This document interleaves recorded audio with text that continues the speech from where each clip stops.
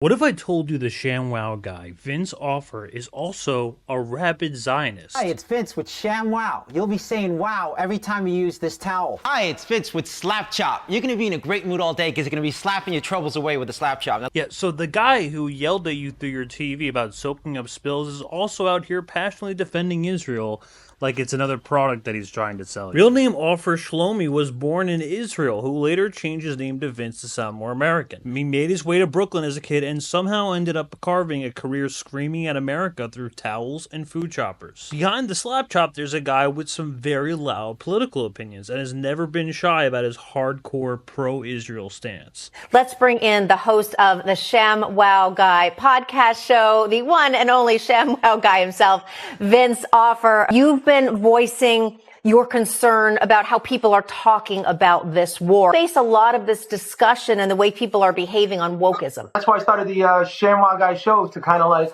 help expose what wokeism is doing to America, and of course how it's affecting Israel. And hopefully American Jews, a lot of them here in Hollywood, are producers, will see now through this what they're involved in when it comes to wokeism. Hopefully they'll snap out of it and become more independent-minded, critical thinking, and that's not happening right now with the wokeism. So I'm trying to bring that back through the show. What's happening now is obviously it's a murder. What happened? 1,400 people died. I mean, luckily I wasn't there, but I can just see if my daughter was in that party or if I lived in that neighborhood. I mean, it's crazy to have in 2023 people just come to your home and just kill you outright like that. What can the rest of the world do to support Israel? It's important to have free speech, but I like the fact that we're surrounding the Hamas, and I think the Hamas that weren't involved in the murders should lay their guns down and possibly surrender. Hamas is the corrupt,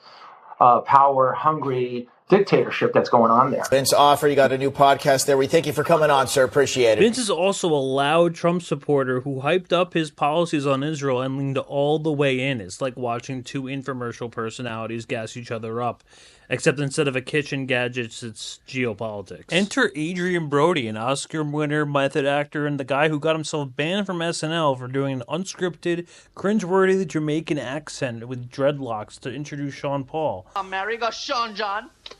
We all in the house now, man. Respect all our spec. Me respect, me next spec, me knee spec, me ankle spec, Yeah, we got a great show, Not Kingston massive, yeah. Brody and Offer were actually friends, so much that Brody starred in Vince's 2013 disaster piece, Inappropriate Comedy, a film that critics basically described as what if offensive Israeli humor was turned into a movie. Vince Offer was also a Scientologist. According to him, he'd been in the church since 1982, and after making millions selling his pretty SlapChop gadget called the Chopper, his business partners, also Scientologists, allegedly cut him out of the profits and ran a black propaganda campaign against him. He accused them of smearing him as a pornographer and a sex criminal who was disrespecting Scientology by spending too much money on himself instead of their courses. I'm not done yet. Call right now and I'll triple the offer. Back in 2009, Vince actually made headlines for getting into a bloody hotel room brawl with a sex worker in Miami Beach.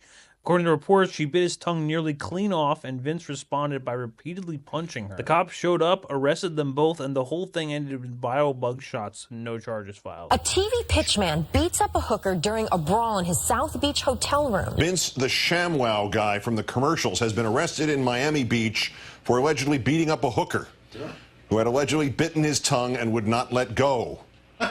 The good news is presumably Vince, the ShamWow guy, had something with which to clean up the mess. By 2014, Vince tried to clean up, married, had a kid, mostly stayed out of the spotlight, but let's be real. The man went from the cult classic infomercials to cult-level political takes, and that's all somehow on brand. Vince, and I'm cleaning up my act with my new stain remover, Invincible. Check this out. We got our sponge, we got our mess. Relax. I've done dirtier things than this. This isn't the first time our government's used as seen on TV technology to thwart our foes.